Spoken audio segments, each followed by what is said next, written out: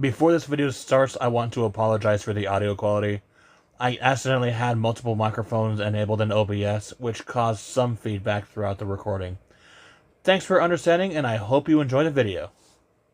Welcome back to the channel, or welcome to the channel if you're brand new. Today, we are reading r/TIFU, or Today I Fricked Up. First story. TIFU by asking my neighbors if they were burying a body. Oh god. I was out walking my dog tonight and noticed three dudes standing in their yard with a shovel and a flashlight. I thought maybe they were doing some type of yard work, plant, planting something, or digging something up. It's 11 p.m., but who knows what a couple of guys might be doing randomly at this hour. Maybe they'd had a couple of drinks and one of them said, "Hey, hey, help me dig up that bush," or something. I thought it would be funny to ask, "What are you guys doing, burying a body?" Trying to build rapport with the neighbors by joking around a little, you know? But you know why it looked like they were burying a body? Because they were. Their dog. I feel like an ass, and I will never recover. Thankfully, one of them laughed out loud, and I apologized profusely. Oh my gosh, OP. That was that was a total frick up. Next story. TIFU by bringing water guns into a nursing home. I, 25-year-old female, hey, that's my age, am a nursing student, and I work in a nursing home. Today, it was incredibly hot where we live. I thought it would be fun to bring some small water guns and handed them out to several of our residents. At first, it was just me versus the residents, which was super fun and we had a blast. I ended up soaked, but it was fine. Then they decided to bring the guns wait. Then they decided to bring the guns to the shared cafeteria. Chaos ensued. At some point, we had residents from all units joining in the water fight, which was great, but those tiny water guns turned into glasses of water and later on a bucket. Unfortunately, one of the residents decided to soak our manager, who was trying to see what all the commotion was about. He wasn't thrilled, and it didn't take long to find out who started that fight, which was me.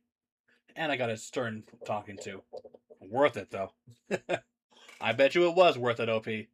I bet you it was. Also, you said it was incredibly hot where you live. Do you live in Arizona, OP?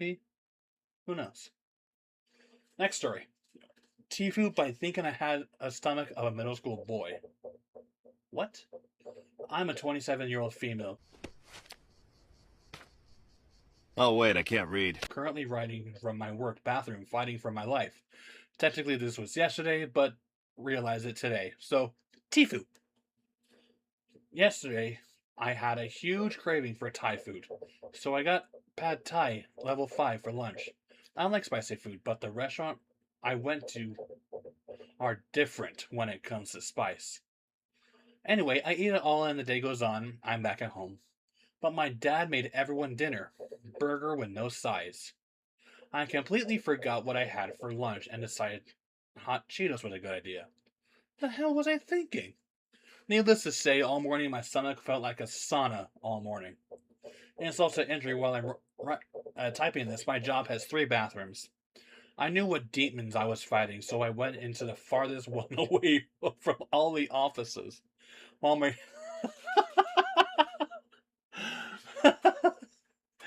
while my rectum is suffering third-degree burns, the maintenance man decides it's the perfect time to change the light bulbs in that bathroom. Oh, Lord. I know what's going in the thumbnail, but damn, OP. This reminds me of that time I got really sick. Um, I was working at the gas station at the time, and and after work I ate a bag of Takis. A big bag of Takis. Not the family sized ones, but big enough for like just one person to eat within like a couple days. But I ate that in one sitting, which was my fuck up. Anyway, later that day, my mom made beans, and they're delicious. But being that I ate the Takis earlier that day, I was like, huh, I'll be fine eating the beans. Uh-uh. Let let me tell you guys, it was hell the next couple of days. Because I was fighting for my life. And I thought my appendix rupturing was bad. No, no, no, no, no. Yes, my appendix rupturing is bad, but I have never experienced throwing up Takis and beans, including projectile shitting out beans and Takis. It was a horrible experience. Oh, I was in the I was in the shower and I blit and I all over myself in the shower. Good thing the water was running and I cleaned myself up already. But that was my fuck up. I don't remember. That was what 2.5 years ago, I'd say, and I still remember it. It was traumatic. I guess I also thought I had a stomach of a middle school boy. Okay. TIFU by using my IEP, which accidentally created the world's dumbest loophole. Oh lord. I had an IEP in school. Let's see what OP says. Obligatory, this didn't happen today, but 10 years ago when I was in high school. I had an IEP, Individualized Education Program, because of my disabilities. I struggled a lot in school no matter what I studied, or no matter how much I studied. My accommodations were pretty standard, taking tests in a separate quiet room, wearing earphones during exams to focus, permission to audio record all lectures. Now, here's where things went off the rails. The day before our biology test, my teacher spent the review period going through the actual test questions on the overhead projector. This one's B, this one is C, this one is A. She was basically giving me the answers. Because of my IEP, my phone was sitting on my desk calmly recording every single word. Fast forward to test day. I'm sitting in the separate room, earphones plugged in, looking at the first question. Suddenly, a light bulb goes off.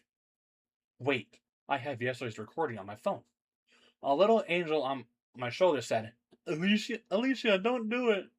The little devil said, do it for science. Readers and listeners, I listened. Cue me sitting in the corner of the room, smiling like the Grinch. I breezed through the first half of the exam, just copying down the audio. However, the bell had rung during the review day, so the teacher hadn't finished the whole key. So for the second half of the test, I actually had to use my brain. It's not like recording magically gave me a free 100%, but somehow miraculously, the stars aligned. I ended up getting a 98. My sister, who was notoriously competitive and studious, got a 97. She was absolutely furious and kept cornering me, demanding on how did you get the higher score than me? I finally cracked and confessed exactly what I did. She just stared at me in pure belief and said, wow. Looking back as an adult, I was obviously wrong to do, but I still laugh at how my school's perfectly legitimate disability accommodations accidentally created the most ridiculously specific cheating loophole imaginable. Holy crap. Well, remember what I said about shitting my pants and stuff? This rule says it right here. To not do it. So I'm not going to post it on here. But I'm glad I still told you guys that story. But, OP, you used your IEP. Wow.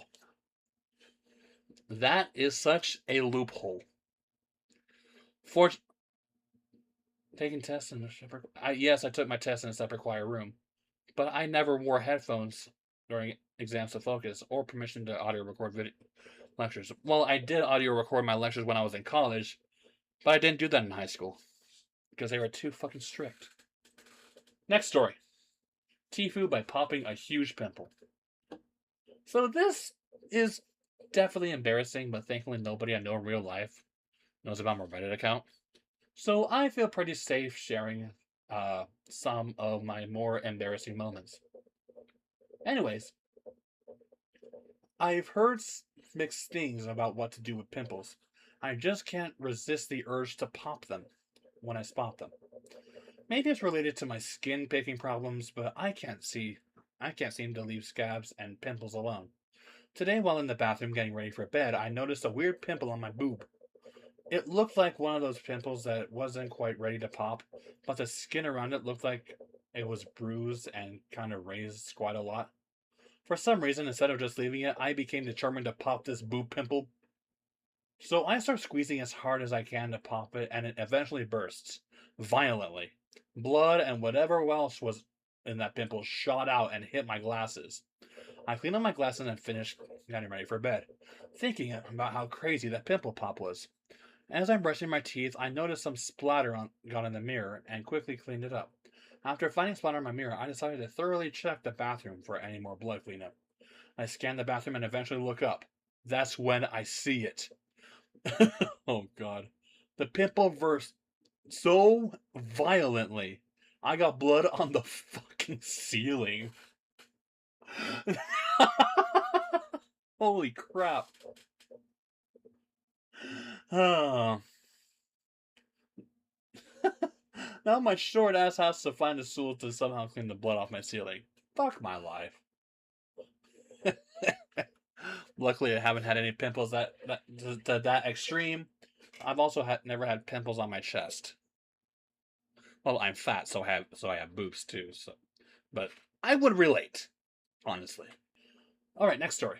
TIFU by mentioning a family member was applying for the same position as me in an interview. Oh God. So I went to an interview for a Parks and Recs program attendant today, and I feel horrible. The interview was going well, and I had intended on asking some questions about how I feel about people applying for the same role in hopes to get some information to pass it along to my sister-in-law, who had expressed interest in applying for the position. Her and my brother are working hard to make ends meet, and she's currently looking for a part-time second job. So am I. I wanted to help, and I don't even know why, but my brain buffered for a second, and I let it slip that my sister-in-law would be applying for the same role as well. I'm hoping I didn't ruin my chances or hers. I don't need the position as much as she does, but I'm hoping that if I don't get the job, then she still has a chance. Oh, I hope she got the job, OP. I really do.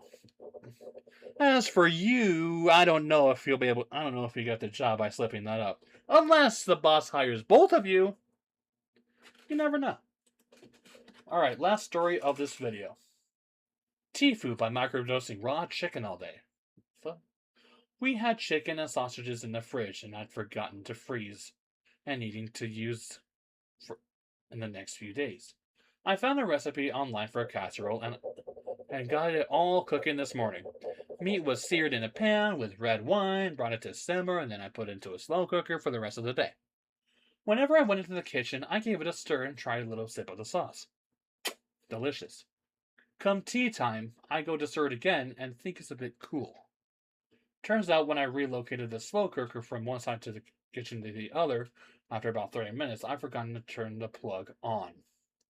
It was hot enough at first to stay warm for me not to notice, but this warm half-cooked meat has been sitting on the side for 6 hours while I occasionally sipped it. Oh shit. Now ordering takeaway because I don't trust cooking it now, and I'm trying to decide if I'm shaky because I hadn't eaten much today or if it's salmonella taking hold.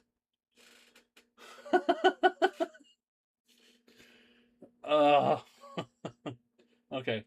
TLDR, half cooked chicken, forgot to turn on the slow cook, and then proceeded to keep tasting the sauce for the next 6 hours.